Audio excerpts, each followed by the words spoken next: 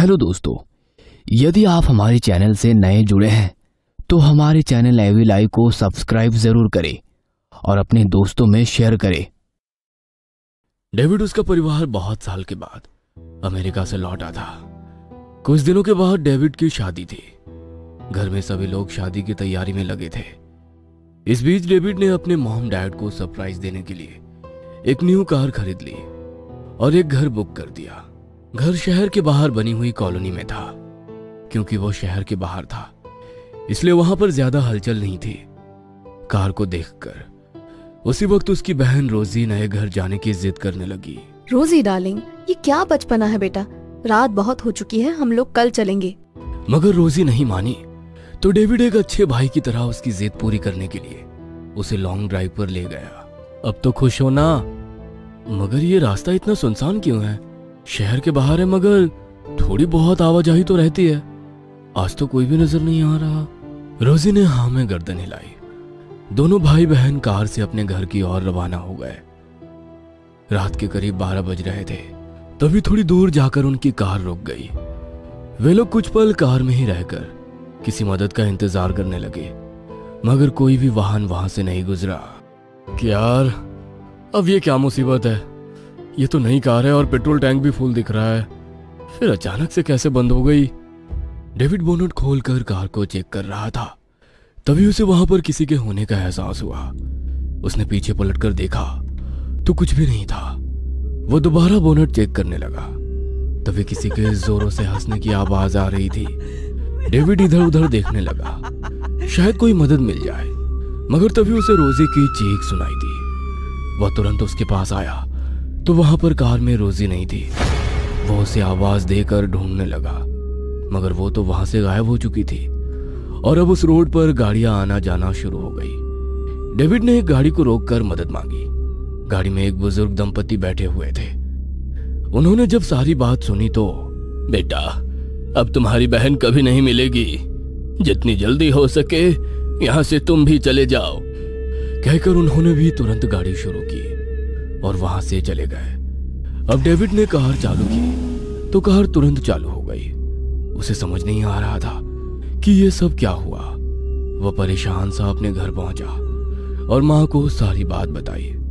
David ने सोच लिया था कि आखिर उसकी बहन कहां गायब हो गई। अब वो इस रहस्य तक पहुंचकर रहेगा।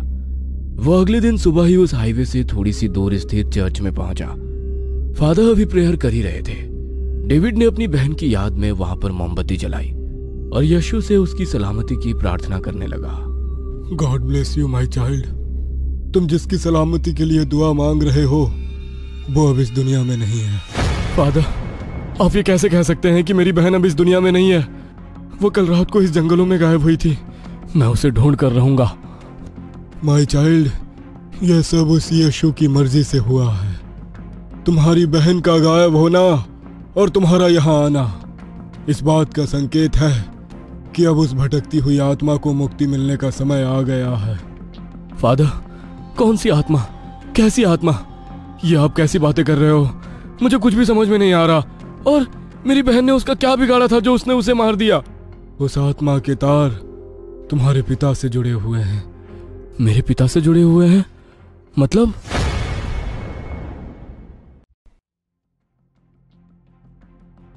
यार, आज तो ठंड बहुत है।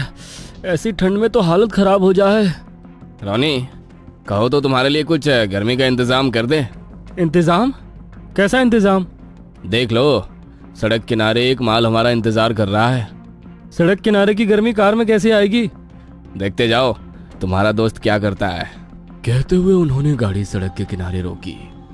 सुनिए, क्या आप बता सकती है यहाँ पर खाने के लिए अच्छा कहाँ पर मिलेगा? ये तो छोटा सा गांव है, यहाँ पर कोई होटल नहीं है। मगर हमें तो बहुत तेज भूख लगी है। आप यहीं रुकिए, मैं आपके लिए भोजन की व्यवस्था कर देती हूँ। कहते हुए लड़की जैसे ही पलटी, रोनी ने उसका हाथ पकड़कर उसे गाड़ी के अंदर खींच लिया। दोनों ने उसकी जिंदगी खराब करके उसे जंगलों के बीच छोड़ दिया था। वो लड़की वहां पर तिल तिल तड़प कर मरी। घर वालों को अंतिम संस्कार करने के लिए उसकी लाश भी नसीब नहीं हुई। डेविड, वो आत्मा तुम्हें तुम्हारा पिता समझ रही है। उसके हिसाब से तुम उसके गुनहगार हो। कुछ दिन पहले उसने उस हाईवे पर रोनी को भी मारा था। अब तुम्हारे पिता की बारी है।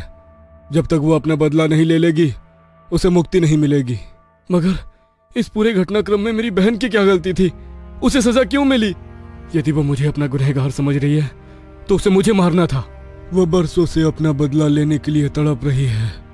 शायद इसलिए उसने अपना बदला लेने के लिए तुम्हें तड़प का एहसास कराने के लिए तुम्हारी बहन को मारा है। यदि अब तुम चाहते हो कि तुम्हारा परिवार सुरक्षित रहे तो तुम्हारे पापा को उसके किए की सजा जरूर मिलनी चाहिए। फादर, क्या और किसी तरीके से उस आत्मा को मुक्ति नहीं मिल सकती? नो माय चाइल्ड, उसका उद्देश्य केवल और केवल अपना बदला लेना है। डेविड बहुत असमंजस की स्थिति में था। उसे कुछ समझ में नहीं आ रहा था कि वो क्या करे। एक और माँ, उसकी होने वाली पत्नी, और वो खुद तो दूसरी ओर पिता। कोई भी निर्णय लेना उसके लिए तकलीफ देह था। तभी उसका फोन बजने लगा। फोन उसकी मंगेतर का था। डेविड डियर, तुम जहाँ कहीं भी हो तुरंत अस्पताल पहुँचो। क्या हुआ मारिया? तुम परेशान क्यों दिख रही हो? मैं और मॉम रोज की सलामती के लिए प्रेयर करने चर्च गए थे। लौटते वक्त न जाने कैसे बीच सड़क पर हमारी गाड़ी खराब हो गई और मैं उसे सही करने की कोशिश कर रही थी। तभी किसी ने माँ के सर पर वार किया। मॉम को बहुत चोट लगी है डेविड। मारिया की बात सुनकर डेविड तुरंत अपनी मॉम के पास जाने के लिए निकला तो उसे कार में एक साया नजर आया। डरते हुए उसने कार रोकने की कोशिश करी मगर कार उसके कंट्रोल से बाहर थी। वो कुछ भी नहीं कर पा रहा था। सड़क पर लहरा कर चलते हुए कुछ दूर चलने के बाद उसकी कार का भी एक्सीडेंट हो गया। वो तो डेविड पहले से ही सतर्क था, इसलिए उसे ज्यादा चोट नहीं आई, मगर उसके हाथ में भी माइनर फ्रैक्चर हो गया था। डेविड को समझ में आ गया था कि अब यदि उसे और अपने परिवार की रक्षा करनी है तो या तो उस आत्मा को शांत करना होगा या बदला लेने में उसकी मदद करनी होगी।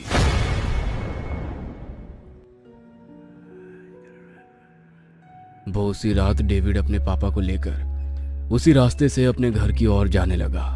रास्ते में खुद ही उसने कार रोक दी और बाहर सड़क पर निकलकर जोरों से चीखते हुए बोला, तुम जो कोई भी हो, मुझे अच्छे से पता है तुम यहीं कहीं हो। मुझे पता है कि तुम्हारे साथ बहुत बुरा हुआ है। लो, तुम आ जाओ अपना बदला लेने और मुक्त हो जाओ। डेविड, तुम ये क्या बोल रहे हो? मुक्त हो जाओ, बदला ले लो? किस बारे में बात कर रहे हो? डेविड उन्हें कुछ बता पाता उसके पहले ही वो काला साया उनके सर पर मंडराने लगा। देखते ही देखते उस साये ने लड़की का रूप ले लिया, जिसे देखकर उनके होश उड़ गए। वो गुस्से में उनकी ओर देखते हुए बोली, जो काम मैं जीते जी नहीं कर पाई वो मैं अब करूंगी। देखते ही देखते उसने अपने आंखों के इशारे से उन्हें हवा में उड़ा दिया और फिर जमीन पर गिरा दिया। उन्होंने खुद ही अपने कपड़े फाड़े और खुद के ही शरीर को नोचने लगे। देखते ही देखते वहां पर कई सारे पक्षी आ गए और उन लोगों ने उसके शरीर को नोच नोच कर खा लिया। उनके शरीर पर एक भी मांस का टुकड़ा बाकी नहीं था। अपने पिता की ऐसी दर्दनाक मौत देखकर डेविड को बहुत पछतावा हो रहा था, मगर उस लड़की की आत्मा को गहरा सुकून और मुक्ति मिल गई। आई एम सॉरी डैड, मैं अच्छे बेटे होने का फर्ज नहीं निभा पाया, मगर एक अच्छा इंसान बनकर आपको आपके कर्मों की सजा जरूर दिलाई। हेलो दोस्तों, यदि आप हमारे चैनल से नए जुड़े हैं तो हमारे चैनल एवी लाइव को सब्सक्राइब जरूर करें और अपने दोस्तों में शेयर करें।